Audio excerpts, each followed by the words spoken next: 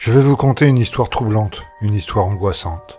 Voici mes premiers jours passés dans une grande école de commerce située au 13 rue Paradis, dans le 10e arrondissement de Paris. J'en suis encore terrifié. Je n'ai jamais cru aux fantômes, non. Je trouvais même cela complètement idiot, mais ça, c'était avant cette histoire.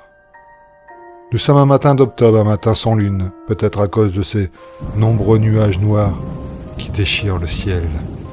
Je remontais le col de ma veste sur le bout de mon nez et essayais de respirer le moins possible. Il faut dire que le quai de la ligne 7 du métro parisien est un véritable refuge pour les oubliés de la douche, surtout quand le métro est en retard.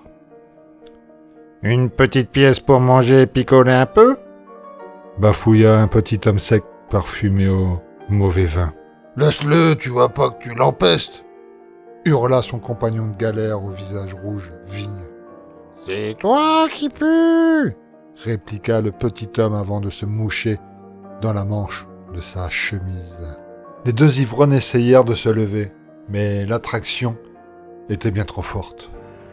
Ils allumèrent de vieux mégots qui leur firent cracher les bronches, et tout en restant le cul sur leur siège, déboutonnèrent leurs pantalons et urinèrent devant des centaines de personnes attendant leur transport, malheureusement, au commun. Mon estomac remonta jusque mon cœur et une envie soudaine de vomir m'ordonna de quitter cette partie du quai. La rame du métro pointa enfin le bout de son nez. Les portes de la délivrance s'ouvrirent et je m'installai à l'intérieur sans attendre. Je sortis prudemment mon téléphone portable de ma poche et enfonçai mes écouteurs dans mes oreilles. La musique du film 50 nuances de Grey m'emmena sur des odeurs bien plus romantiques. Je fermai les yeux et laissai voyager mes pensées. Anastasia avait le visage de Natacha, ma petite amie, et notre couple rayonnait de joie et de plaisir charnel. Je ne tardais pas à m'endormir. Il faut dire que j'avais passé une très mauvaise nuit. Des papillons cauchemardesques avaient hanté mes songes. La rame du métro stoppa à la station Gare de l'Est. Je me réveillai en sursaut et rejoignis l'air libre. À cette heure matinale, les trottoirs de Paris sont encore praticables et l'on risque un peu moins que la coutume de se faire heurter par des trottinettes affamées de sang. Arrivé au numéro 13 de la rue Paradis, je découvris avec stupeur un papillon identique à mon rêve sculpté sur la façade extérieure de l'immeuble. Cette petite gravure me glaça le sang. « C'est l'emblème de l'école !» chanta l'hôtesse d'accueil en recrachant sa fumée de cigarette. Malgré un grand nombre de personnes agglutinées à la réception, Sabrina s'accorda tout de même une pause nicotine. Je n'avais pas remarqué, dis-je en bégayant. Je sentis mon visage pâlir d'angoisse et mon corps frissonna froidement. Sabrina remarqua mon malaise, et malgré son niveau d'études plus que bas, elle devina immédiatement ce qui me perturbait. Moi aussi, je fais le même cauchemar étrange. Un papillon, un homme sans visage, et je meurs dans un horrible incendie. Elle jeta un coup d'œil furtif en direction de son poste de travail et secoua la tête dans tous les sens. Je dois y retourner, sinon ça va encore hurler. Elle lança son mégot sur le trottoir et poussa les lourdes portes battantes. Attendez, demandai-je, ma voix tremblait. Parlez-moi de votre rêve. Christian, qui travaille aux services généraux, murmura l'hôtesse. Il a fait le même rêve que nous. Allez donc le voir de ma part. Lui, il a le temps de papoter. Je décidai donc de suivre ses conseils et partis retrouver l'employé aux 5 rue Alexandre Parodi, à 2 pas du canal Saint-Martin. Par chance, le soleil pointa le bout de son nez, éclairant le côté provincial des lieux. Arrivé sur place, j'appuyai sur l'interphone du 5. J'attendis environ 15 bonnes minutes en renouvelant plusieurs fois mon geste, mais personne ne répondit. Cet immeuble de 6 étages semblait être abandonné. Si c'est pour aller au 13, allez au diable. La voix était grave et fatiguée. Je cherche Christian, répondis-je d'une voix un peu moins rassurée. Un lourd silence se fit entendre. Je m'appelle Fred, c'est uniquement pour papoter. Je viens de la part de l'hôtesse du 13 Paradis. La porte s'ouvrit avec méfiance. Je pénétrai dans un immense hall sans vie. Les murs, d'un blanc cassé, s'effritaient de solitude. Seules des araignées circulaient en toute sérénité. Une porte discrète, non loin du local poubelle, s'ouvrit prudemment. « C'est Fred ?» demanda la voix de Christian. « Oui, c'est bien moi. Je désire juste papoter. » Christian montra enfin sa tête. Ses yeux indiquaient la peur.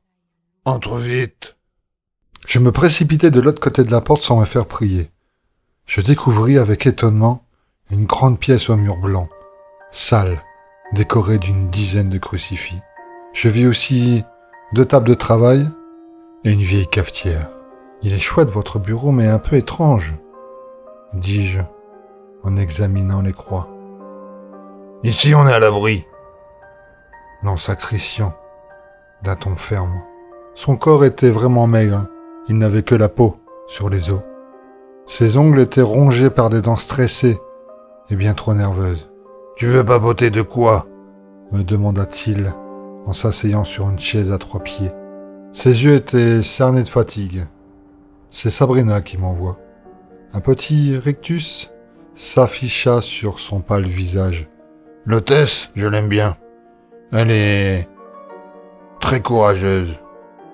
Elle est même plus courageuse que moi. » Vous, Sabrina, ma petite amie Natacha et moi avons fait le même rêve. Papillon de nuit, homme sans visage. « Et tu meurs dans un terrible incendie. » coupa l'employé. Oui, c'est bien ça. C'est tout de même étrange que des personnes différentes fassent le même rêve épouvantable. Philippe et moi, avant, on bossait au 13.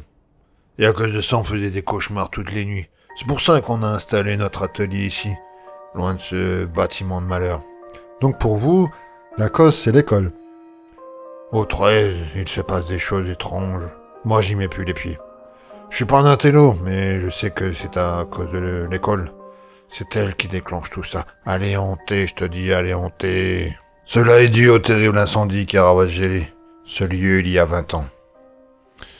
Et tu ne le sais pas encore, mais les victimes reviennent nous rendre visite. Je restais perplexe un instant. Je n'avais jamais cru aux fantômes et autres entités démoniaques. De plus, ce Christian me semblait complètement névrosé, et ce café froid qu'il avalait par litre n'arrangeait rien à la situation. Les cours avaient commencé depuis plus de 30 minutes. J'étais en retard pour la première fois de ma vie. Je devais donc attendre la pause pour pouvoir rejoindre mes camarades de classe. Ici, on ne plaisantait pas avec le règlement intérieur. Assis sur les marches d'escalier, je profitais de cette attente forcée pour faire quelques recherches sur Google.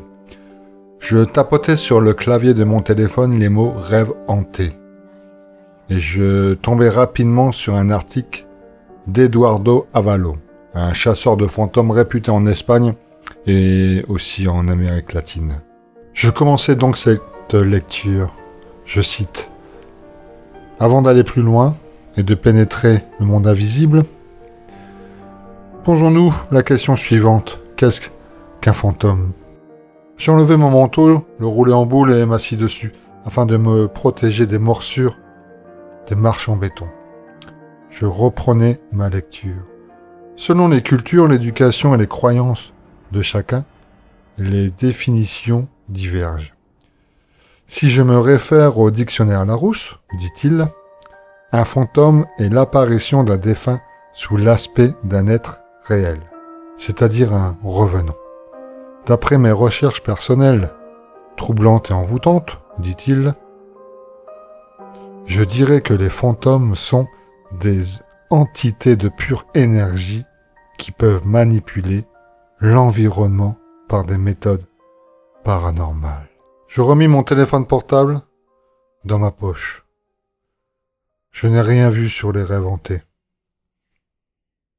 Et si tout cela n'était qu'un hasard, tout le monde, oui, tout le monde fait des rêves et des cauchemars. La porte de l'amphithéâtre 5 s'ouvrit. J'avais à peine posé le pied sur le parquet qu'une chaleur épouvantable me frappa de plein fouet. La température devait atteindre les 35 degrés, mais le plus inquiétant était cette odeur de soufre qui agressait mes narines.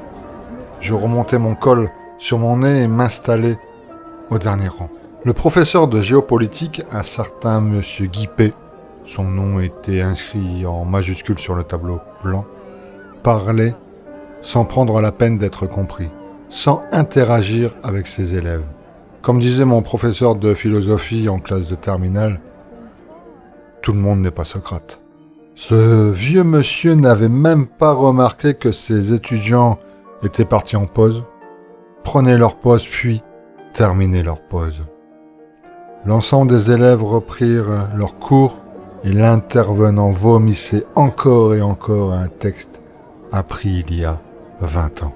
Ce monsieur Guipé sortait tout droit d'un vieux film des années 80.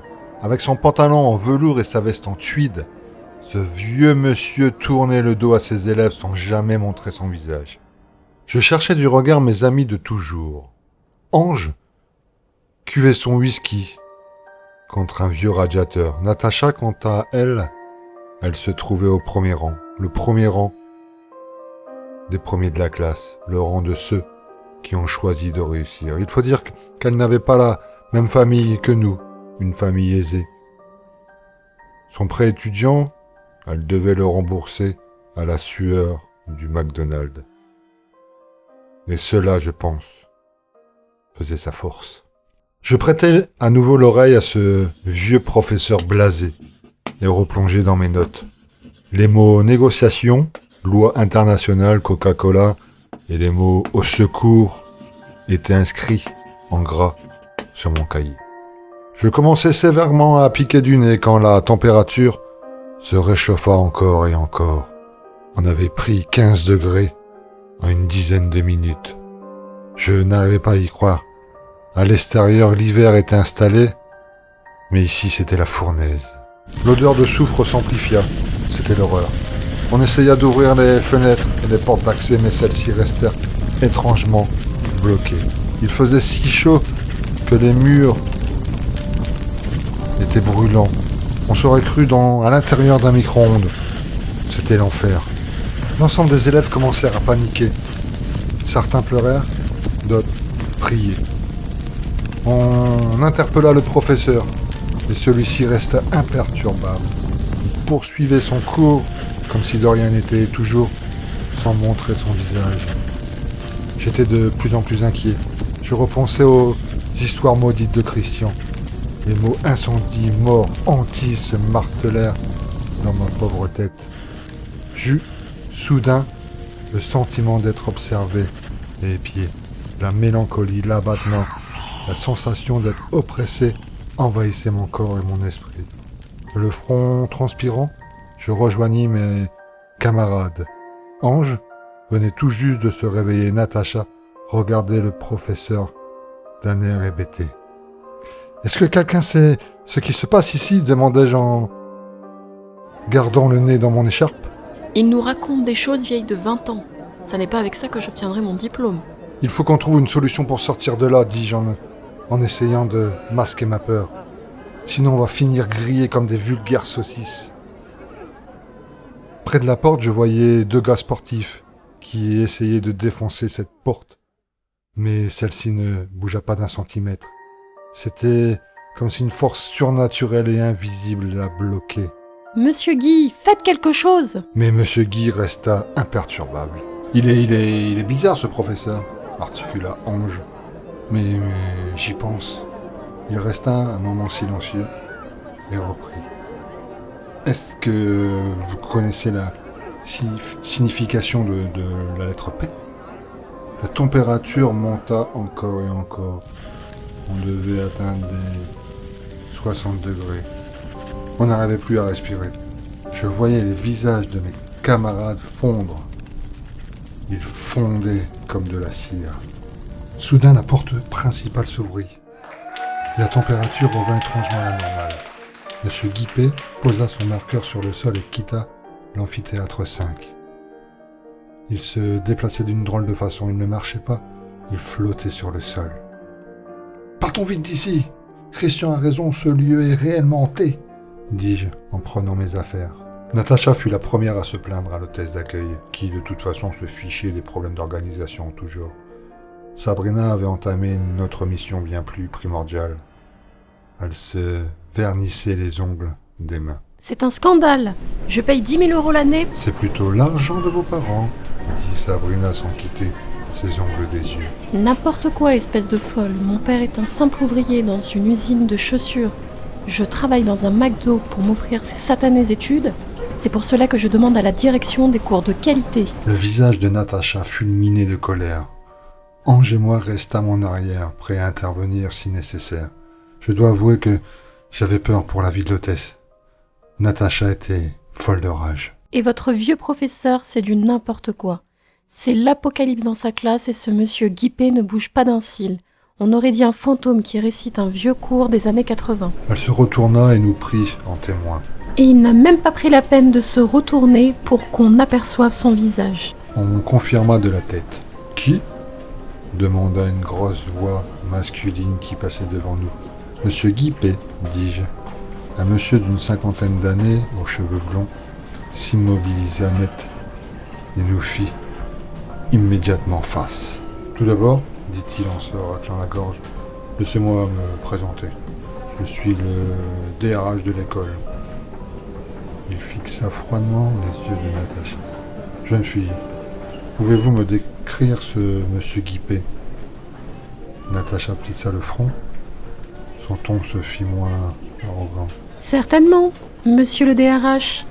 Il est très vieux et de taille moyenne. » « Continuez, ordonna le DRH. Je n'ai pas vu son visage, mais sa voix est très grave, comme si elle sortait d'outre-tombe. Il a une veste de costume à carreaux et un pantalon en velours, comme moi, dit Ange. « Il est bossu, dis-je d'un ton assuré.